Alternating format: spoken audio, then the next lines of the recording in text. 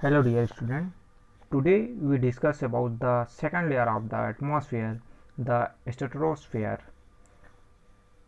The layer just above the troposphere is called the stratosphere. It extends up to 50 kilometers. Here the temperature is constant for a few kilometers to begin with, and then it rises gradually. Means हम जो बात करें आपका stratosphere की, तो ये जो just troposphere के ऊपर में है, जो हमने ट्रोपोपॉज देखा था, तो उससे जस्ट अपर पार्ट में है, और ये इसका जो एक्सटेंड है वो कितना 50 किलोमीटर तक है।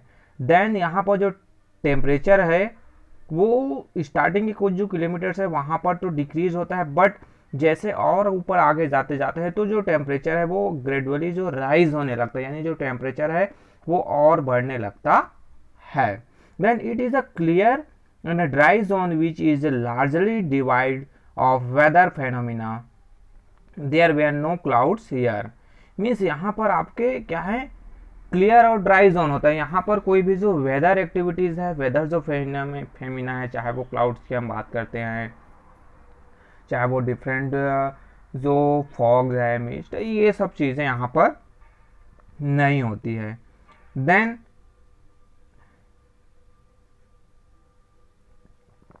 these factors make it the ideal zone for jet plane to fly in। यानी ये आपका जो स्ट्रेटोस्फेयर है, यहाँ पर आपको जो नज़र आ रहा है ये वाला आपका एरिया है, ये आपका क्या है, स्ट्रेटोस्फेयर हुआ।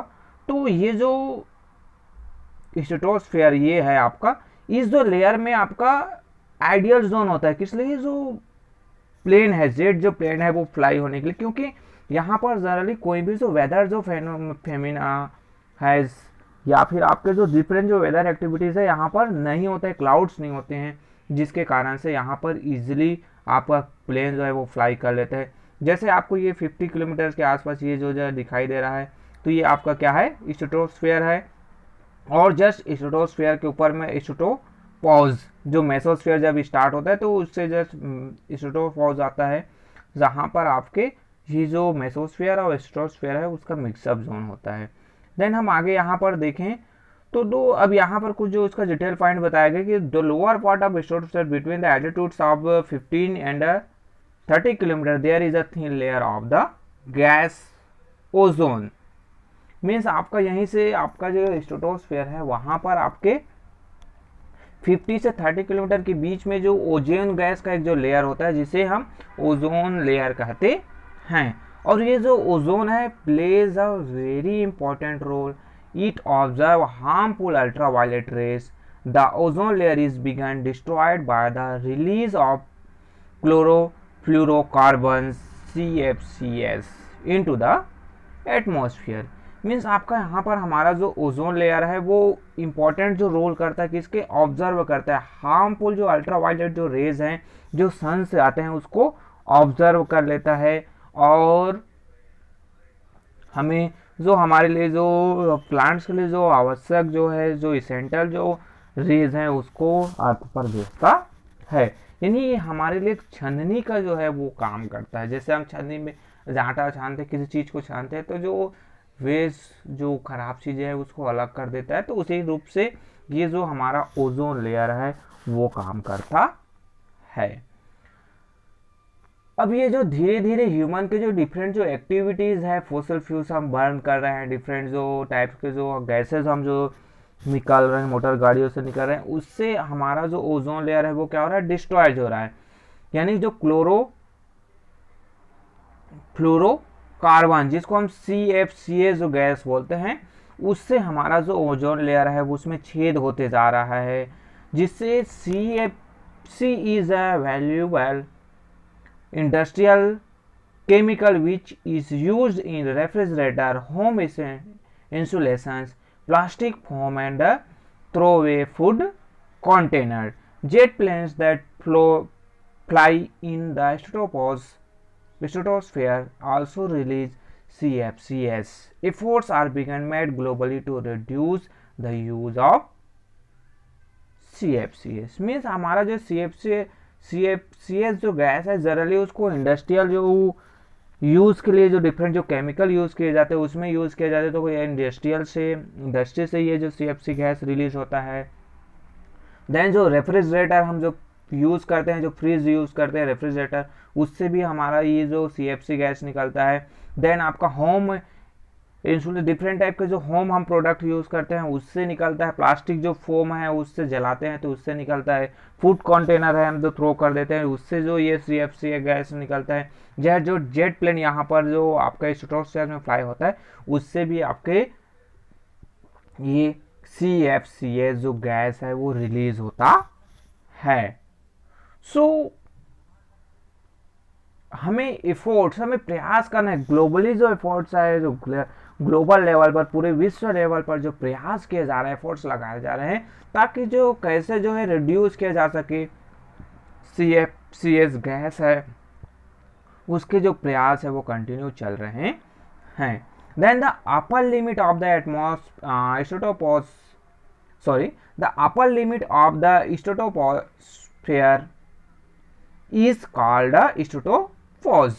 मीन्स आपका जो अपर लिमिट, जैसे मैंने यहाँ पर आपको ऑलरेडी इस जो डायग्राम में बताया था कि ये जो आपका अपर लिमिट है, ये आपका जो दिखाई दे रहा है ये आपका है स्ट्रेटोफॉज। ये जो नीचे का है स्ट्रेटोस्फीयर हुआ ये पूरा एरिया, और ये ऊपरी भाग जो है स्ट्रेटोफॉज के रूप में आपको नजर आ रहा है। देन इससे अपर पार्ट में आपका क्या स्टार्ट होता है, आपका मेसोस्फीयर। अब मेसोस्फीयर की बात की जाए तो third layer of the atmosphere is called the mesosphere. It lies above the stratosphere. It extends from around 50 to 80 kilometre. In the mesosphere the temperature starts decreasing once more. अब ये जो third layer है आपका atmosphere का, इसको हम mesosphere के रूप में जानते हैं, और ये जस्ट स्ट्रेटोस्फीयर है उसके ऊपर भाग में, ऊपर में पाया जाता है, और इसका जो एक्सटेंड है वो जो है 50 to 80 किलोमीटर, यानी 50 किलोमीटर से लेकर आपके 80 किलोमीटर के बीच रेंज में ये हमारा मेसोस्फीयर है वो पाया जाता है। हम अर्थ का जो क्रस्ट एरिया ऊपरी भाग से 0 से हम 15 किलोमीटर तक हमारा ट्रोपोस्फीयर है। देन आपका 15 से आपका 50 किलोमीटर के बीच में आपका स्ट्रेटोस्फीयर। देन 50 से 80 किलोमीटर के बीच आपका मेसोस्फीयर। जैसे हमने देखा था ट्रोपोस्फीयर है वहां पर टेम्परेचर डिक्रीज होता है। देन आपका स्ट्रेटोस्फीयर है वहां पर इंक्रीज होता है। देन मेसोस्फीयर में फिर से जो टेम्परेचर है वो डिक्रीज होना स्टार्ट हो जाता है। देन नेक्स्ट आता है कि meteorites, that is rock fragmented travelling in space burn up when they pass through this part of the atmosphere। Means आपके जो मेटोराइट्स, जो हम डिफरेंट जो स्काई में हमारे जो अंतरिक्ष है हम जो देखते हैं स्पेस में क्या करते हैं, मूव करते रहते हैं, तो वो जैसे अर्थ के ग्रेविटेशनल फोर्स के कारण से अर्थ में खींचे चला आता है, तो वो जो मेटोराइट्स हैं वो इसी जो मेसोस्फीयर में इंटर करते हैं जैसे ही, तो वो क्या होने लगता है, जलने लगता है। जैसे कभी कभी आप देखे होगे स्काई में, रात में आप नाइट स्काई में देखते हैं तो आपको टूटता हुआ तारा दिखाई देता है ना, हम उसको बोलते हैं तारा टूट रहा है, तो वही है आपका क्या मेटोराइट्स हैं जो मेसोस्फीयर में इंटर होते हैं और बर्निंग करने लगता है, जलने लगता है। Some meteorites survive their journey through the atmosphere and strike the surface of the earth, they are called meteorites. Means अब कुछ जो है आपके मेसोस्फीयर से जलते हुए आते हैं, लेकिन उसके कुछ जो पार्टिकल्स है, पार्ट्स है, वो बच जाते हैं और अर्थ के सरफेस एरिया में आ जाते हैं, तो हम उसको मेटोराइट्स कहते हैं। Then the upper limit of the mesosphere is called the mesopause. अब यहां पर ये आपका, ये तो हो गया आपका क्या, मेसोस्फीयर। देन आपका जो थर्मोस्फीयर है और मेसोस्फीयर के बीच का जो एरिया, ये आपका क्या हो गया, मेसोपॉज। ये आपका मेसोपॉज नजर आ रहा है, यानी ये जो बीच का जो लाइन है, ये वाला जो लाइन जो आपका 80 और 90 के बीच में, 85 के बीच में आपका ये जो मेसोपॉज आता है, आपके जो दोनों लेयर का बीच वाला भाग। सो देन अब अपर पार्ट में आपको thermosphere. So the thermosphere is the part of the atmosphere that lies beyond the mesosphere. It can be divided into two layers, the ionosphere and the exosphere. Means अब आपका ये क्या हुआ कि जो द एटमॉस्फेयर है वो क्या आपके जो जनरली जो थर्मोस्फेयर है उसका जो फोर्थ जो लेयर है वो आपका थर्मोस्फेयर, जो आपके मेसोस्फेयर से जस्ट ऊपर है। ये जो थर्मोस्फेयर इसको फर्दर टू पार्ट्स में डिवाइड किया गया, एक जो है आइनोस्फेयर, देन आपका exosphere. Ionosphere is the lower part of the thermosphere. It lies above the mesopause. It extends from 80 to 640 kilometre. Means ionosphere जो मेसोस्फोर्स के ऊपरी भाग में मिलता है, तो इसका जो एक्सटेंड है वो फैलाव है वो 80 किलोमीटर से 140 किलोमीटर तक फैला हुआ है। फिर यहाँ पर then temperature rise sharply. First जो लेयर था आपका ट्रोपोस्फियर, वहाँ पर डिक्रीज हुआ था, फिर आपके जो स्ट्रेटोस्फियर आए वहाँ पर वो इंक्रीज हुआ, देन आपके मेसोस्फियर आए वहाँ पर फिर से डिक्रीज हुआ, देन यहाँ पर फिर से वो जो टेम्परेचर है वो इंक्रीज होने लगता है। The ultraviolet radiation from the sun break the gas molecules in this layer into electrically charge ions. Means यानी इसलिए इसको आयनोस्फीयर कहा जाता है, क्योंकि जो अल्ट्रावायलेट जो रेडिएशन है जो सन से आते हैं वो यहाँ पर जो गैस मॉलिक्यूल्स हैं उसको डिफरेंट जो इलेक्ट्रिकली चार्ज आयन्स है उसमें कन्वर्ट कर देते हैं, जिसके कारण से therefore the ionosphere is full of electrically charge ions which enable wireless transmissions. Means यहाँ पर जो क्या होता है, आयन्स डिफरेंट जो गैस मॉलिक्यूल्स हैं उससे डिफरेंट जो आयन्स होते हैं, जिसके कारण से जो वायरलेस जो ट्रांसमिशन है, जो रेडियो सिग्नल्स हैं या फिर जो डिफरेंट जो वायरलेस जैसा मोबाइल फ़ोन यूज़ कर रहे हैं, तो उसका जो सिग्नल है इसी जो आपके आयनोस्फीयर से टकरा कर वापिस आता है। अगर ये आयनोस्फीयर नहीं होता तो शायद हमें जो रेडियो सिग्नल मिलते हैं, डिफरेंट जो हम मोबाइल सिग्नल यूज़ करते हैं, वो शायद प्रॉपरली वर्क नहीं कर पाता। सो उसके लिए क्या, ये जो आयनोस्फीयर है वो बहुत ही ज़्यादा इम्पोर्टेंट है। देन जैसे मैंने अभी बताया कि radio waves transmitted from the earth are reflected back to the earth by this ions. The upper limit of the ionosphere is called the ionopause. Means ये जो रेडियो वेव्स है, हमारे जो मोबाइल सिग्नल्स हैं, वो यहीं से आपके आयनोस्फीयर से वहाँ से टकरा गए अर्थ में फिर से वापस आते हैं। जैसे ऊपर में यहाँ पर आपके आयनोस्फीयर है तो यहाँ से सिग्नल गया, ये सिग्नल यहाँ गया, फिर यहाँ से टकरा के फिर से वापस हमारे अर्थ का जो सरफेस एरिया है उसमें आ जाता है। देन नेक्स्ट आता है कि आपका the exosphere lies beyond the ionosphere and is the upper most layer of the atmosphere. So अब आपका आयनोस्फीयर का जो जस्ट ऊपरी भाग आपके आयनोपॉज आता है, उसके ऊपर आपका एक्सोस्फीयर स्टार्ट हो जाता है, और ये जो है लास्ट लेयर है आपका किसका, एटमॉस्फेयर का। The upper limit of the exosphere is difficult to determine. It merges with interplanetary space.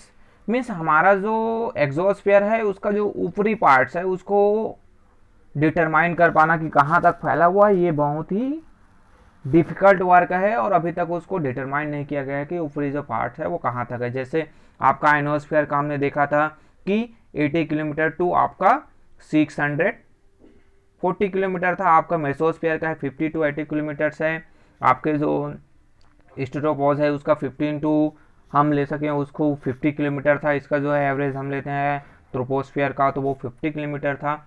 But आपके जो एक्सोस्फीयर का ऐसा ऊपरी कोई छोर नहीं है, वो स्पेस में डीप जो आपका हमारा जो इंटरप्लानेटरी जो स्पेस है यानी स्पेस में जाकर वो मिक्स हो जाता है। Then the temperature here is estimate to be beyond 5500 degree Celsius. Means यहाँ पर जो टेम्परेचर है वो बहुत ज़्यादा हाई होता है, 5500 डिग्री सेल्सियस होता है। The air is very thin here and it density is very low, only the lighter gases like helium and hydrogen are found here. So अब यहाँ पर बात आया कि जो ये हमारा आपका क्या है,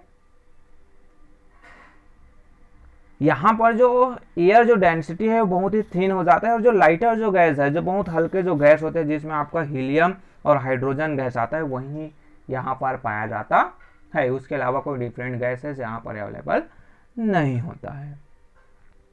सो ये आपके कुछ डिफरेंट स्ट्रक्चर हुए, ये आपको स्ट्रक्चर रूप में दिखाई दे रहा है। एक बार मैं फिर से बता देता हूँ, ये आपका जो नीचे का जो लेयर है, ये वाला जो नीचे वाला जो लेयर ये आपका ट्रोपोस्फियर हो गया, देन आपका स्ट्रेटोस्फियर, देन मेसोस्फियर, देन आपका थर्मोस्फियर, देन आपका इधर अपर स्पेस है वो होल मिक्स हो जाता है वहाँ पर। सो ये हमारे जो एटमॉस्फेयर है उसके जो डिफरेंट लेयर है, उसके जो डिफरेंट फिनोमिनाज है। सो ये आपका चैप्टर ओवर। नेक्स्ट चैप्टर में हम ज्योग्राफी का जो नेक्स्ट क्लास है उसको स्टार्ट करेंगे। आपका एक्सरसाइज वर्क है, आपका करना है उसको। So okay, thank you.